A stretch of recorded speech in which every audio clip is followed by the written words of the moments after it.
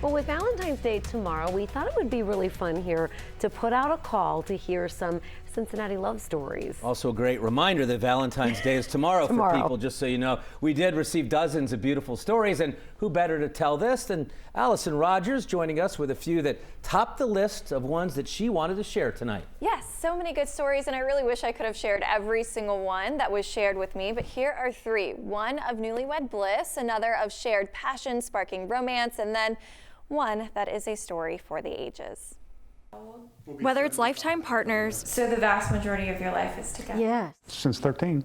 Yes, he's my person. Young love. We've been married for what?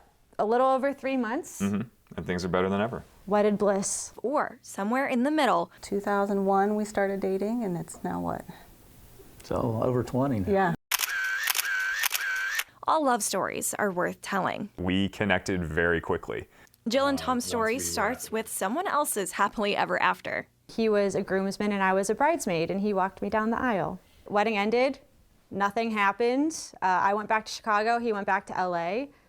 Fast forward 8 months, a global pandemic brought me back to Cincinnati, and he had recently moved back for work, and we kind of rekindled things a little bit. Socially distant walks turned into sharing family vacations, then an engagement. And it was their turn to meet at the altar. It's a full circle moment for sure. Yeah, really. The first photo that we ever took together was actually walking down the aisle at our friend's wedding. Brian and Courtney share a love of teaching, which eventually led to matrimony. I was teaching in the Amelia Middle School I'd been there, gosh, I don't know, close to 20 years by that point, and I went through a divorce. And then Courtney ended up becoming a teacher there and moved in right across the hallway.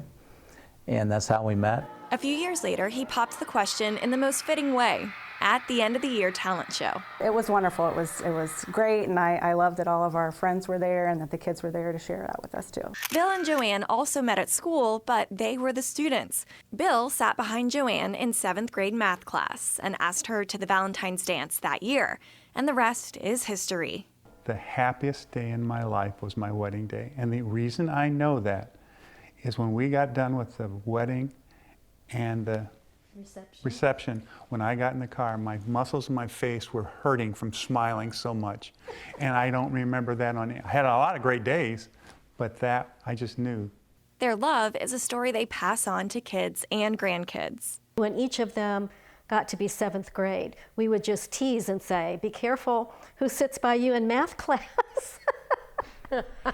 And Bill and Joanne are going to be celebrating 62 years of going steady March 17th. They said that's the big anniversary that they celebrate, not so much the Valentine's dance they went to. Oh, you know I love these stories. I love. We were actually at Jill and Tom's. I didn't even know this story was going to air, and I was like, I was there, and they are the cutest couple. I mean, just meant to be for sure. And I think the key is, you said going steady. Treat it like you're dating too. Yeah. Go out on Saturday nights. Don't just get into a routine and let it get away from you. You got to treat it special. Yeah, and I asked all of them advice, you know, that they had. I wish I could have included that too.